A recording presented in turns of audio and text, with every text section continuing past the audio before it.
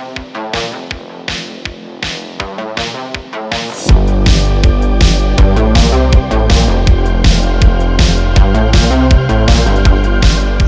and welcome to Diecast Restos for a Maisto custom. I'm Jason and this BMW 750iL is telling a little white lie. I think that there are a couple of factors that are telltale that this replica of an E32 Generation 7 Series isn't based on the top-of-the-range V12 limousine. The designers likely studied one of the inline 6 models instead. Here's a real E32. You'll note the wide kidney grills. Wide grills were a feature of V8 and V12 models. Narrow ones were found on the straight 6 cars. While it means the model almost certainly isn't a 750iL V12, it doesn't mean it isn't based on an IL version. The L in IL stands for Lang, German for long, which offered an additional 11.4 centimeters or 4.5 inches of rear legroom. To me, it doesn't look like the rear door of the model is all that long. If anything, it looks quite short. Long versions were available with all engine offerings on the E32, so it wasn't exclusive to the V8s and V12s. It started life in 1986 as the second generation replacement to the E23 7 Series. The exterior was first designed by Ercole Spada in 1981 and 1983 concepts, with Hans Kirschbaum penning the production exterior under the stewardship of Klaus Luther. A last-minute decision was taken to widen the car by 40mm in order to offer it with a V12 engine. This would give the 7 Series a competitive advantage over Mercedes-Benz and their W126 S-Class. Chief engineer Wolfgang Reitzler convinced BMW management that this would be a worthwhile venture, despite body shell tooling having already been manufactured, a delay in its release date by a year, and an extra 300 million Deutschmark bill, around $130 million US, equivalent to over $500 million today. Production commenced with the 3.4-litre straight 6 735i in 1986 and the 3-litre 730 following later that year. Luxury options could be found on the flagship BMW, including integrated phone and fax machines, a wine cooler, and electrically adjustable heated rear seats. It introduced adaptive suspension, traction control, and dual-zone climate control. In 1987, the V12 made its debut as the 750i and IL. This was the first car to adhere to a gentleman's agreement among German manufacturers to limit the top speed to 155 miles per hour. The 296 horsepower 750 was distinguishable not only by its wide kidney grills, but it also had rectangular exhaust tips and could also have rear passenger controls for the radio. The 750iL Highline was the top of the range model, offering all of the previously mentioned options, plus 2 crystal glasses within the cool box, leg rests, electrically operated sunshades, an added battery in the boot, as well as a second alternator to power all of these luxuries. This package cost an additional 20,000 Deutschmarks, around $10,000 US, and around $30,000 US today, bringing the total price to double that of a base spec 730i. A concept car called either the Goldfish, 767 or Secret 7 was developed and based on the E32 750i. The most notable feature of this project was its V16 engine. Completed in 6 months, it took a modified M70 V12 unit enlarged to have 4 extra cylinders and capacity increased to 6.7 litres.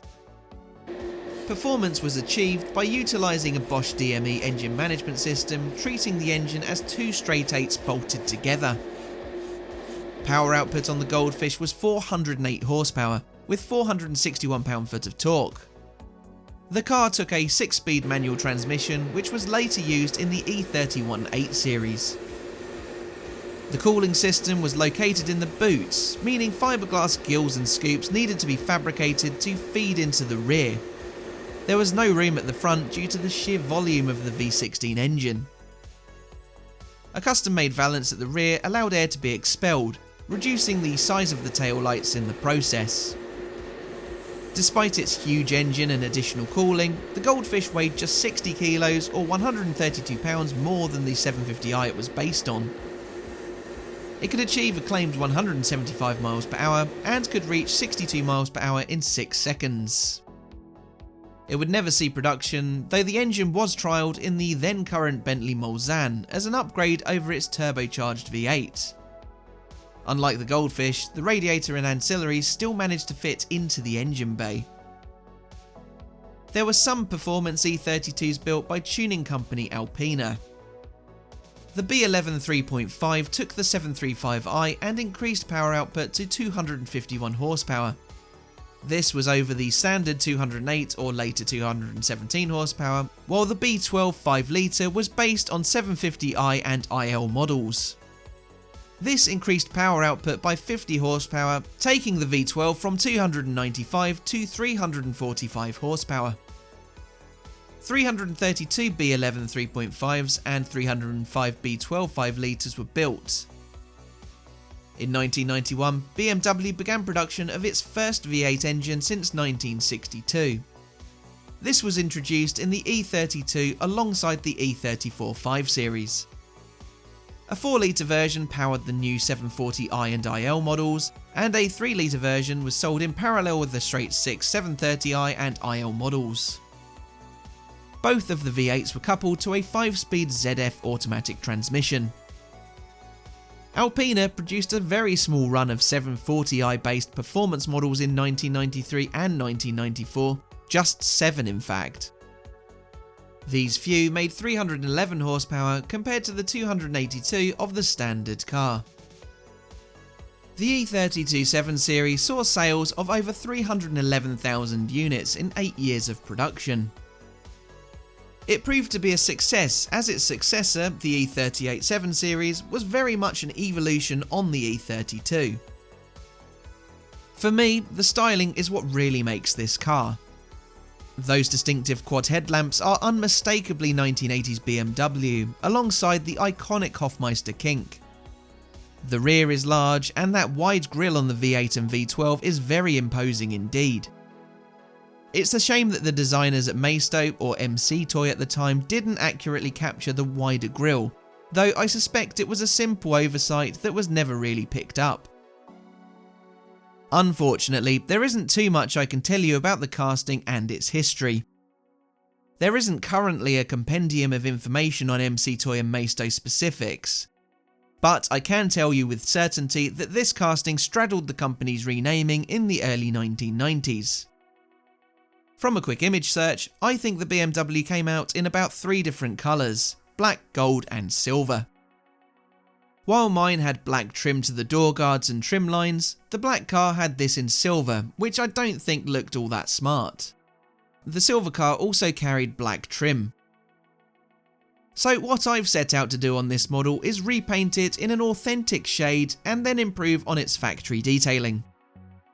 The colour I've chosen is one of Kaleido Colorworks automotive paints, K314 Metallic Purple Red. This is equivalent to the Prunia Purple Red seen on Ferraris such as the 348.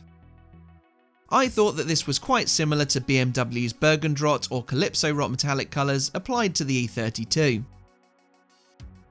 Over that, I have reproduced the black plastic trim of the grille and perimeter guards, which I've then topped with chrome, including to the headlights, front fog lamps and kidney grills.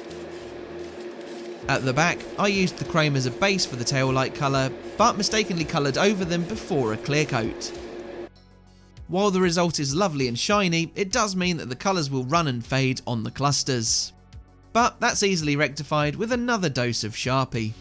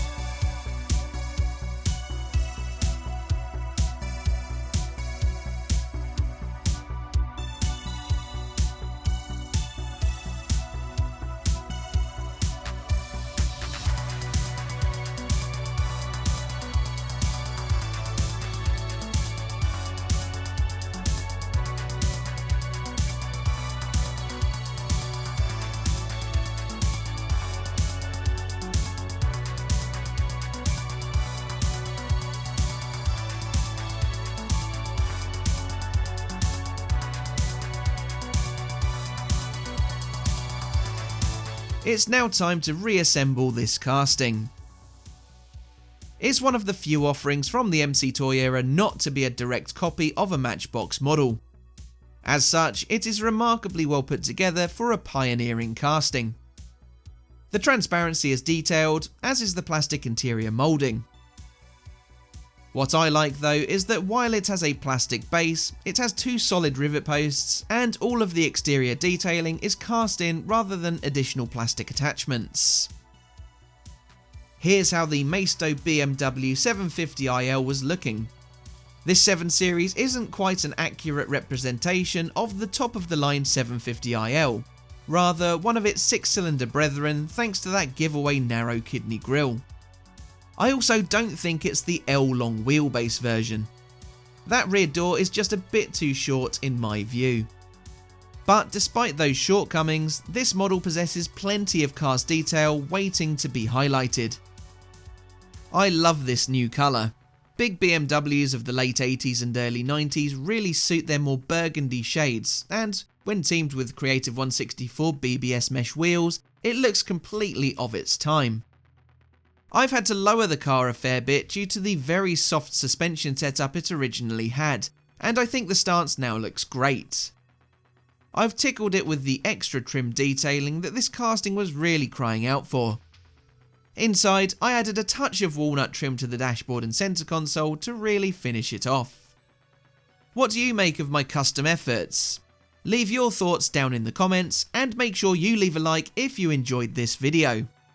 Also, tell me of any other castings you'd like to see me work on from MC Toy, Maisto, or I guess any other brand too.